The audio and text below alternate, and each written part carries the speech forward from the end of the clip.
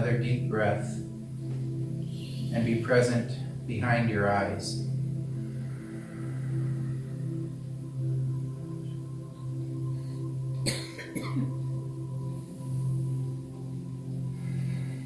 On our next exhale, gently close your eyes, maintaining that presence behind your eyes.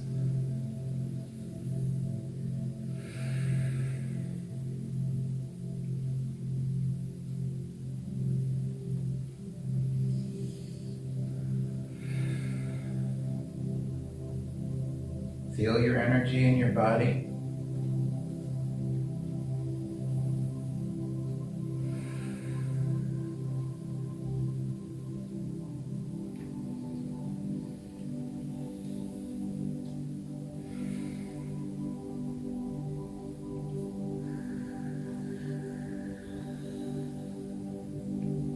Call back all your attention from this week,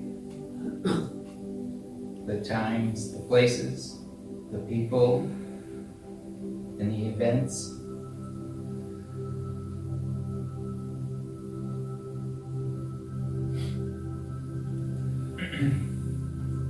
As you inhale, draw your energy into your lungs.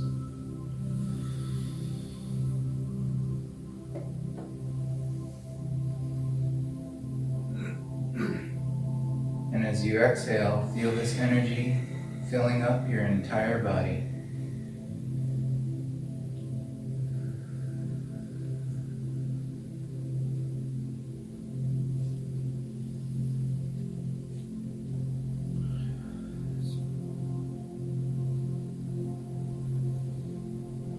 Notice the place where you are sitting.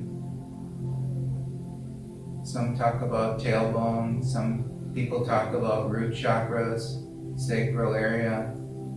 Just notice where you're sitting and feel your energy pulsing.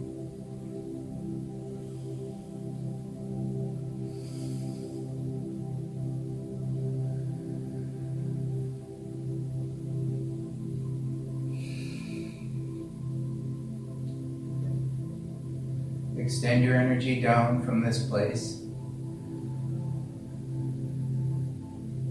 perhaps down through your legs, growing into the earth like tree roots.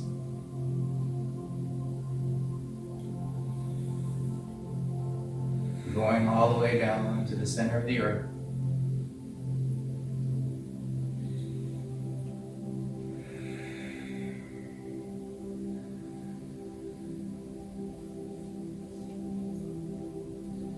Take one more deep breath as we let things expand.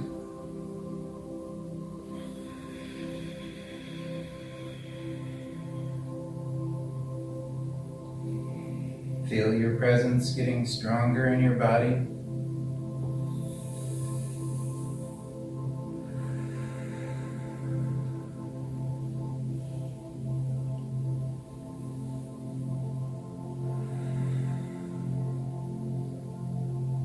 Feel energy pulsing in your heart, perhaps your hands, maybe your feet.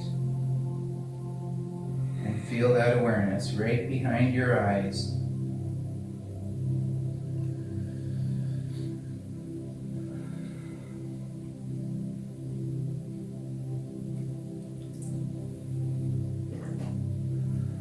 Now take note of any pain or tension in your body.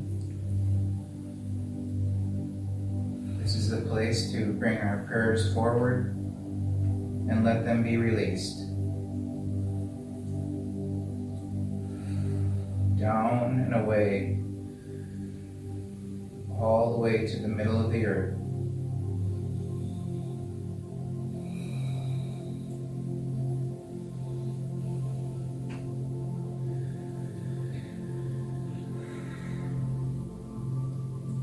Take another deep breath.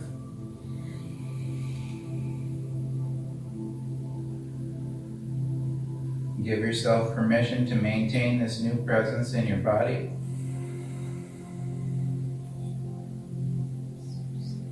Perhaps bring a gentle smile and be grateful for your body.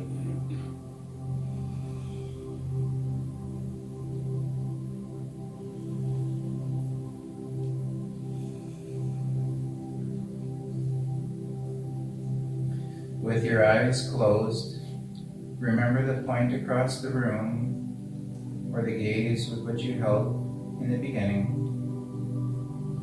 And with your next inhale, just gently open your eyes.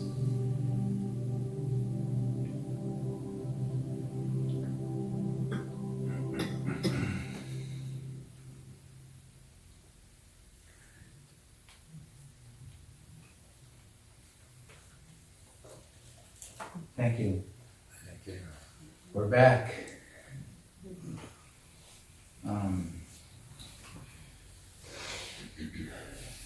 It says here that I have a spot for sacred texts, and I have 2 of them.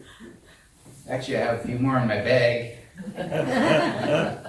I love reading, and I love studying. It's a little Bible. Here's another one. Sorry, I'm emotional.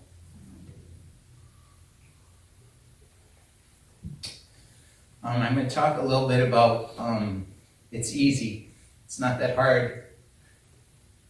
And I'm going to help you translate that. This little book says the Holy Bible on it, and that means a lot to me. But this little Lingala Bible that I got as a child says Kondima Nasika, and that means a similar thing, but it's different. It says Kondimana means to have already accepted, and it says Nasika means that's new, to have already accepted like new. That's the translation of the New Testament Bible in Lingala, to have already accepted as new, which is kind of promising because it means we've already got it, we already have it in us. We don't have to go digging to find it, it's already in us. And that's going to be a big theme today, is that it's already in us.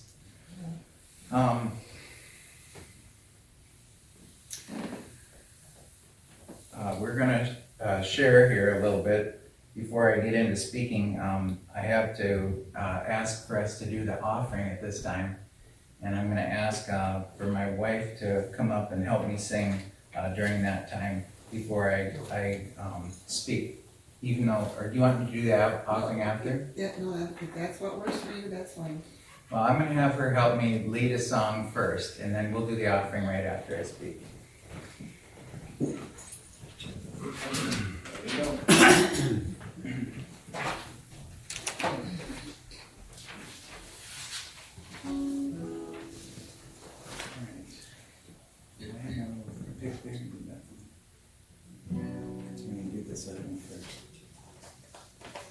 This one? Yeah, let's do this one. Let's rock it out. Okay, so This is one that everyone gets to sing along with if you are so moved.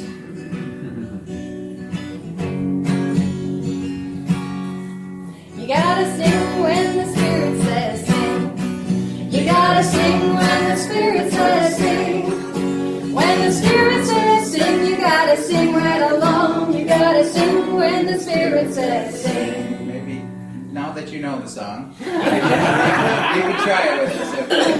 All right, here we go.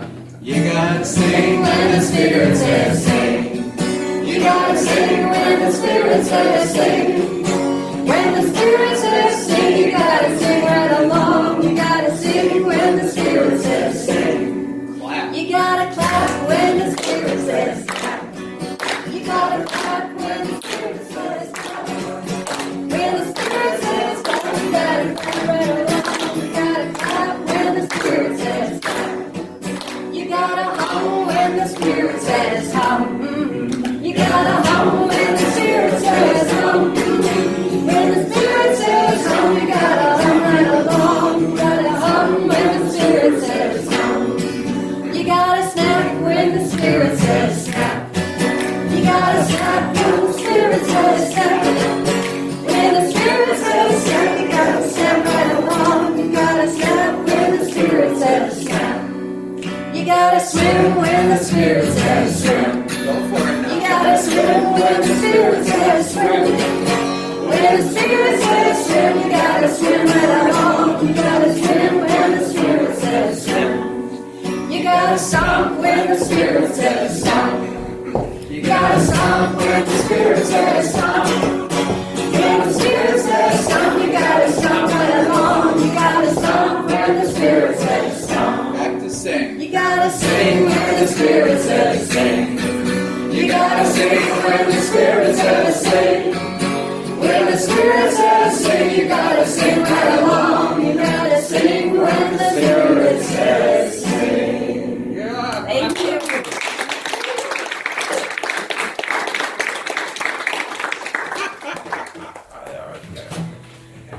I chose that little fun song to kind of go into my talk because I worked with kids for 18 years in Duluth, and they love singing. It's in special ed. And that particular song is a very inclusive song. When you feel you gotta do it, you gotta do it. You know? And that's kind of how I feel a little bit today. I was asked to speak one other time, and I didn't. And I didn't feel it. I wasn't feeling it. And then this last time, someone called me and said, are you gonna speak this, And I was like, okay, this is it. I can do it. So, I do want to speak today on a couple things, and I'll be brief, if I can. That's going to be something else. I have a lot of life experience, and I've been all over the world, literally, and so I'm going to bring you in a couple different places today where I've been, and then hopefully you'll be able to translate what I'm saying and put it into your way of being. And then we'll be all on the same page. So how did I get here? I began with parents, just like most of you, well, all of you. I have a mom and a dad. My dad is a carpenter, contractor, builder, and my mom was a nurse. And they were called, and I could use that word, you can translate it however you wish, but they were called to go to Africa as missionaries. In their evangelical upbringing, they felt called to go there and do that. And they brought us, which was awesome, so I got to go live in Africa pretty much my whole childhood. And so I tell people sometimes I'm more African than American, and that's hard to explain because I look pretty white and kind of milk toasty, but I'm really African inside, completely all the way in. And I have to work with that inside of my body, mind, and spirit. I'm the first of 4 kids in my family. I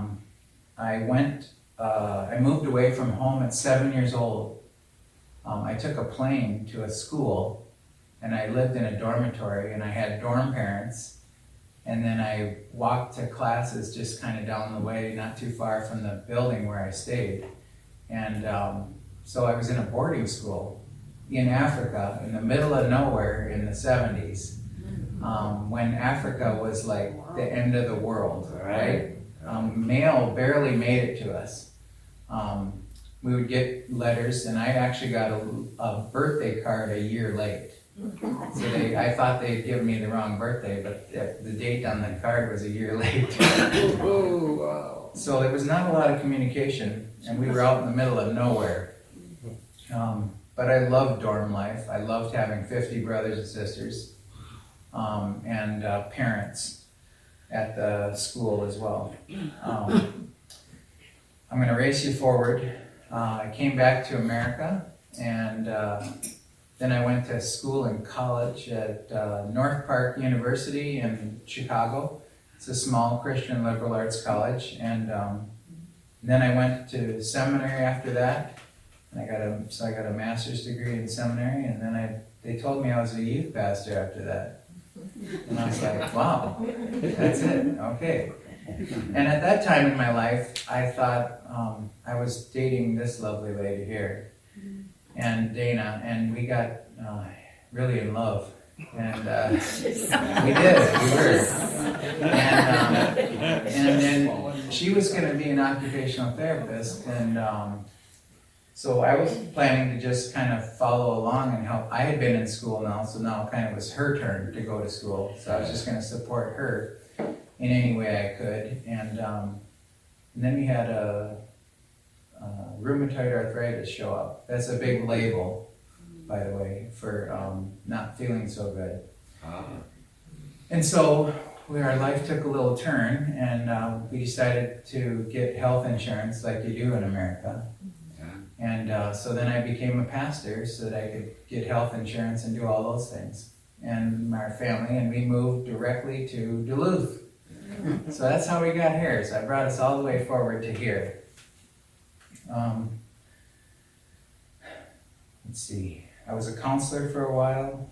Well, I did the youth pastor thing, and then I was a senior pastor for a while. And then I was a counselor at Northwood Children's Home. And then I worked as a para in the school district in Duluth. So I worked with special ed kids in the classroom for 18 years. Wow. And during that time, I continued what my dad taught me to do, construction. So I kept on doing that on the side. And so then when I stopped doing the school thing, I did the construction thing for a while, and that was fun. I still love it, remodeling. But about 5 years ago, I had a healing of my own with Jin Shin Jyutsu, and that's one of the things I wanted to share today. And I could explain it all, and bore you to death, probably. But I had an experience with Jin Shin Jyutsu where a pain completely left my body. So I was healed. And you'd think that would kind of convert me to it, or it would be like something like, well, I want to do this. Nope. I took my healing and I went home. And then it kind of rested for a while. And then my friend asked me to come back to help her with some shoulder issues. And she called my wife. This is what happens in a marriage. We would get these calls, or things would show up in our life, maybe through Dana, and then I would be involved, right? I would have to go. So she got me to go to this healing time, and I held her just the way she asked me to, and she was healed. Right there, under my hands. And I was like, what just happened here? And she's like, well, it's Jin Shin Jyutsu. And I said, well, what is that? And she said, well, it's a language. Just like English, or like anything else. It's not that hard. It's really easy. That's why I wanted to say it's easy today. If I said it isn't hard, that's English, right? Everyone understands that? What if I say ce n'est pas difficile? Anyone know what language that is? Oh yeah, it's French. It says it's not difficult. And if I say ezali makasi mengite, that's Lingala, the other language that I have in my body. It means it's not hard, it's easy. A lot, not. So the no is at the end, kind of like the Yoda thing. So when I hear Lingala in my head, I hear all of these like kind of philosophical truths, because they always put the no at the end or in a different place. And so I hear things 3 ways. When I would hear a pastor preach overseas in Africa, they would translate things. They would say it in English maybe, and then they would say it in French, and then they would translate to Lingala or Baka. Or if it was an African minister, they might say it in French, and then they would translate it into Lingala. So basically every time I heard someone preach, I would hear him preach it 3 or 4 times. So, but each one had a different flavor. It felt different. Now you'd be really something if you could listen to me 4 times in 4 languages. But that was the commonplace at the church in Africa where I grew up. And languages being a part of my life when my friend told me that Jin Shin Jyutsu was a language, I thought, oh no. I gotta learn another language. Yeah. And they're hard. Translating stuff all day, every day is hard. It's work. In fact, I emailed one of my friends in Africa a few weeks ago, and like after I had texted with him in Lingala for half an hour or so, my head was hurting because I had to grab all these words and then reorganize them and then put it back out. And things from America don't really translate to there, and so I had to do all this other translation. But it's a beautiful thing if you settle into the fact that you're talking about truth, the very thing that we all want in our body, mind, and spirit. If I was to have a text today, it would be the Galatians text, fruits of the Spirit, 5:22 and 23. You can look it up later if you want. But the fruits of the Spirit, there's 9 of them. Did you know that? It's what? Repeat that? There's 9 fruits of the Spirit. Okay, now, There's love, that's the first one. Then there's joy, there's peace, patience, kindness. I'm sorry, I get emotional. Goodness, faithfulness, gentleness, and the last one is self-control. That's a good one.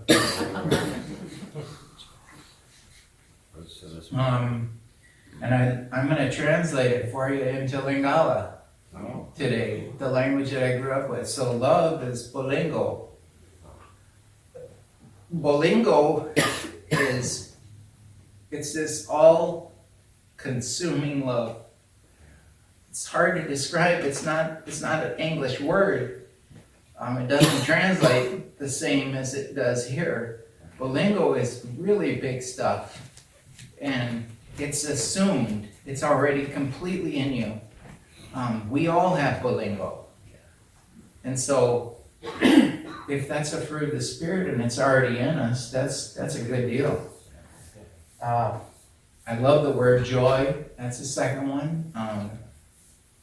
And it says to have na isengo. That means to have the essence. It's already an assumed quality in your body, joy, that you already have it in you. 100%, not part way, but it's all the way in there already. You might have forgotten it, but it's already in you. And then you have peace. It says kimia, that's peace.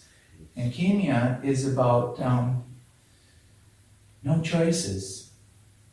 You don't have to make any choices when you're there in peace.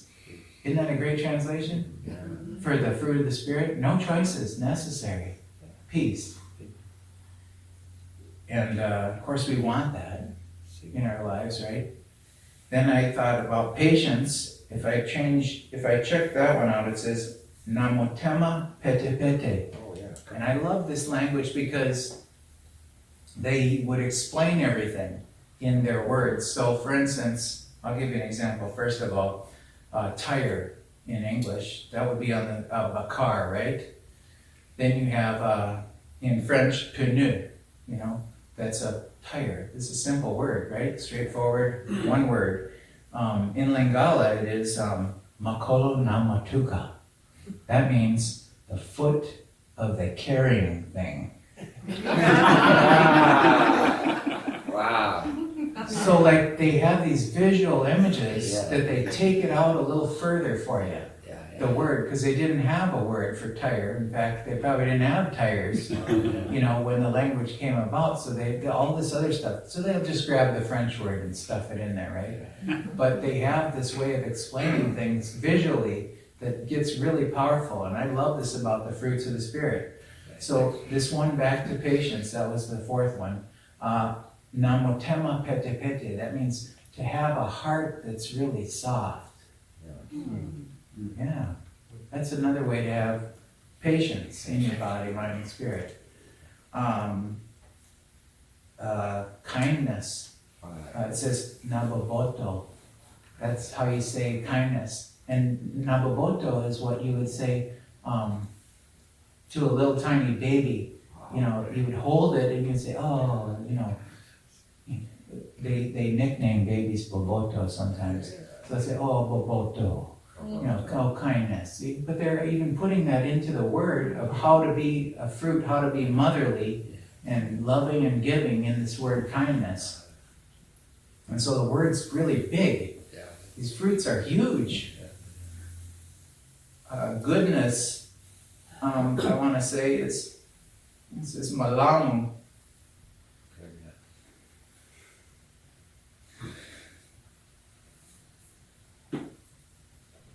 These words are so big, it's hard for me to control myself a little bit because I'm carrying all this Lingala in my body, this language. I'm carrying this way of translating goodness. And Malamu is this huge overarching goodness. So it's always there. There's no bad in it. Malamu. It's good. Or you could say, it's all good. It's all good. And they use it all the time. They use the language, that phraseology. It's all good. It's all good. Faithfulness. And we're going down here. No, I'm getting down here. 1, 2, 3, 4, 5, 6, 7. I'm on 7. Okay. We're going to get there. Kindness. It says, nakondima. That means already in the acceptance state. That's what faithfulness is.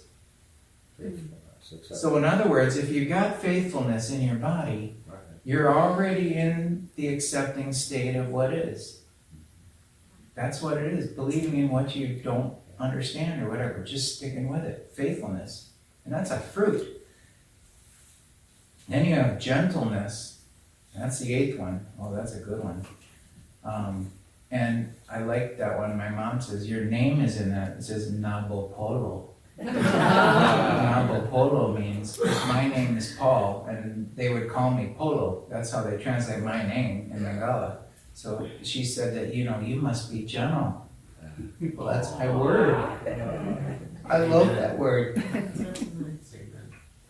And then we got the last one. Wow. Self-control. It says, komikasika.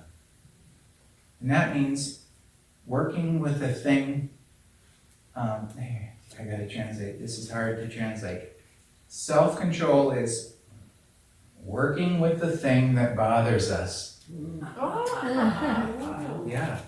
Wow. So, if you're working with the thing that bothers you, you got self-control. Yeah, it's bigger, a little more expanded, a little different translation. So languages have been this huge part of my life. And, you know, having grown up in another culture where I had to listen to other people say things in a different way of being. And now I got this Jin Shin Jyutsu thing, and I have to learn a new way of being again. And I want to tell you again, it's not hard. It's really easy. And I want to give you the high five. So, like, you ever give someone a high five before? It might have been an 80s thing. I don't know. I love giving people high fives. Or you can do it with a little emoji if you want. Send them a hand, you know, on your phone, modern version. But I want to give you the high five in Jin Shin Jyutsu that will take us there. And then I'll close with that. The first one is worry. So your thumb is worry. If you want to hold your left thumb right now, just go ahead. All you do is wrap your fingers around this finger like this, nice and gentle. And you're just going to hold it. Just simply hold it. You can put it down in your lap, drop your shoulders, breathe, whatever you like to do. And that's your worry finger. And this thing that I'm talking about is innate knowledge. They believe this, that it's innate and it's in you. already kind of like the fruits of the Spirit that are already in us. So we have this way of kind of, I would say, a life hack, or possibly a translation of these emotions and attitudes in our body that we can let go of real easily. And it's not hard. Ezali makasi te. Stenepad difficile. I think I said it 3 times for you. So you hold your thumb for just a short while, about the time it takes to brew coffee. That's worry. And the first finger, or the number one thing that we might be working with, is fear. Fear. And so that's your first finger, your pointer finger. So just go ahead and reach over and grab that one. Now some of you might feel a little pulse. You might feel a little heartbeat in your finger, and that's great. A little sound in the background. You're doing Jin Shin Jyutsu. You're jumper cabling yourself. You're telling yourself, I can let go of fear in my body, mind, and spirit when you hold that first finger, nice and gentle. Yeah, it's really makasi te, hard not. That's how they say it at the end. I love that, and backwards. The third one is the middle finger, and that's anger. You ever see that finger before? I probably shouldn't raise it in the church, right? But it'll help you remember that that's the anger finger. And so if you just hold that one gently, you can let go of anger in your body, mind, and spirit. Or if you don't like the word anger, or you say, I don't have that in my body, mind, and spirit, you can say frustration. That's a translated word that's a little mellower for you. So if I'm frustrated with stuff, I can hold my middle finger and let go of it. I don't have to hold on to that stuff. The ring finger is where the relationships happen, right? So you put the marriage ring on. I'm not wearing one because I'm a carpenter and I would take my finger off or something. So I don't wear one. But it doesn't mean I don't think of it as relational. But the word with it is sadness. What is sadness? Sadness. So like if you are grieving or you feel loss in your life, emotions, things like that, you can hold the ring finger nice and gentle, and that'll help you let go of the sadness in your life. And the last little finger, this little tiny one over here, that's your trying or your effort. And in the Japanese doesn't translate into English. Again, here we go with the translation. They call it pretense. And for a lot of people, that means to pretend. So that would be happy on the outside and crying on the inside. I don't have a lot of that because I just cry. And you've seen that a couple times today. So I just wear whatever is showing up. That's what happens to me, and I can't help it. I'm emotional because you're like a big family to me. And I thank you for the chance to talk about these little emotions. And the opposites of these happen to be the effects that show up in your body, and they're the fruits of the Spirit. So the opposite, you might be worried about stuff this week or in the future, or worried about past mistakes. No problem. You can do this. We can move past it, we get present with it, and worry goes away. Fruits of the Spirit show up. I'm going to go back through them quick. Love, joy, peace, those are the effects that show up in the body, mind, and spirit when you let go of these high 5. When you let go of worry, peace shows up right in its place. If you let go of fear, I'm guessing love shows up. That's my Course in Miracles, a little add-on for this today. So when you let go of fear, then love shows up. And it's unconditional love. When you let go of anger or frustration, kindness and goodness, those other fruits of the Spirit, they show right up. In fact, you're like uncovering them like little layers, right? And then they're already there. You find out, oh, the treasure's already in me. And then you have sadness, grief, and loss. And that's where we get gentle, with each other. And then we hold each other a little bit, and the trying, the efforting that we do over here, way in the little finger, is where we get our self-control, right? We try and control ourselves. And we're working with the things that bother us. We let those things go, then we just find our fruit of the Spirit that's already in there. So I'm gonna try and close it here. I always can go longer, but we're coming right up on the noon hour, and we're gonna eat some fruit probably downstairs. Literally, I'm guessing, 'cause we eat at this church. Good. Good. And I just wanted to take that and share that little bit of information, the translation about the fruits of the Spirit and how they can show up in your life. And you can hold your fingers anytime. And if you have more questions for me about